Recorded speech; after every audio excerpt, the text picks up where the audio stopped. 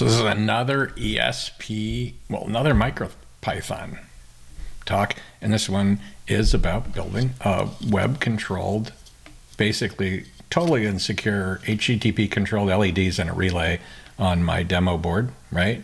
This one's got one LED on the CPU itself, and then it's got a little blue relay with a light attached to it. And so what I wanted to be able to do was create just a little HTTP endpoint for this, and you can see here it actually costs up a web's HTML markup. I'll show you this in a minute. And it basically controls 2 pins, and the 2 pins I did were the LED and the relay. So that's why it supports 2. And they're numbered 1 and 2, but they could be any pins you want. And the way this is set up, you can call them anything you want. So it could be LED and LED, or LED1 and LED2. And it shows you the current status, and it takes into account whether or not those pins are inverted. So on the LEDs, when you turn the LED on, sometimes you have to actually put a 0 out, right? Because it's going to do a sync. And so in this case, both this current status and the buttons do the right thing. And these are super easy to call.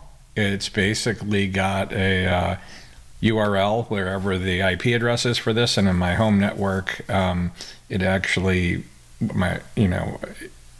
puts up like a .local or .router name host name, so you don't have to go to the IP address. But on the place I'm currently doing this talk, it doesn't work. And then, because there's dev1 and dev2, basically all the buttons do is get calls turning dev1 or dev2 on or off, and that's how that works. So the execution flow for this, I did this in Mermaid.js, is the browser makes a call to the ESP8266. It evaluates the query parameters in the web server. If the query parameter looks valid, which is super dumb how it does it, it'll either toggle on the relay or off the relay or the LED. And then when that's done, it returns a 200 and a HTML page that shows the current status and puts the buttons out there that call those get calls. So the buttons actually call get calls. They don't actually do a post or anything. We want to be as simple as possible in this thing because we don't have a lot of memory. So, and I'll demo this in a minute, but basically the main, all it does is it actually blinks a couple lights. It brings up the Wi-Fi connection. This is that, remember my model for main.py is always to call other functions and have as few steps as possible in it so that we can test all those modules separately by themselves. So it brings up the Wi-Fi, and then it connects, and then it blinks a couple times to tell you that the Wi-Fi is up, and then it brings up a web server, and the web server actually has 2 pins, pin 1 and pin 2, and in this case pin 1 will actually be the LED on the GPIO2, and yeah, on pin 2, and it's an inverted state. So basically, if you want the light to come on, you got to put a 0 on the pin, and if you want the light to go out, you got to put a 1 on the pin. And then relay pin 16 actually goes in the direction of the power. So if you're, well, I hope it does. When you put the pin up, it's true, and the relay's activated, and when you put the pin to 0, it's not. And so it's interesting that the 2 pins here, I actually have them set up to be inverted from each other, and then we run the server itself. Super straightforward. There's a config file that sets what your Wi-Fi credentials are, and it picks a host name in case your router supports host name, and then the web server is basically a class that takes all the pin definitions, and then when you hit run, it does the right thing. So it takes the definitions for pin 1, and it takes the definitions for pin 2, and it gets a label, the pin number, and what the inverted pin state should be. Is it inverted or in line with, the buttons, basically. And then and this is why I said all it looks for is dev1 equals on, dev1 equals off, dev2 equals on, dev2 equals off. It makes sure when you get one of these submissions, you actually get the refer.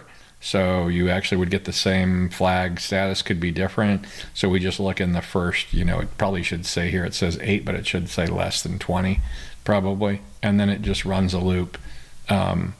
And it returns the string at the top on every page turn, right? And then I just had some other notes here. So let me just demonstrate this real quick. And I'm going to hold this up in front of me. Hopefully you can see it.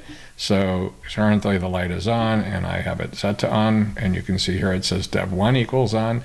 If I want it off, now we can see that, yep, we can see that the light is off. So you can see on, off, and you can see the URLs here take that into account, because all we're doing is get calls.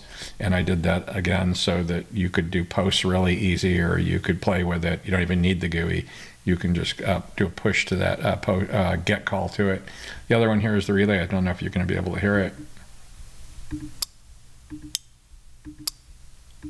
And you can probably see a light flashing at the same time, and that's because there's an LED tied to the relay.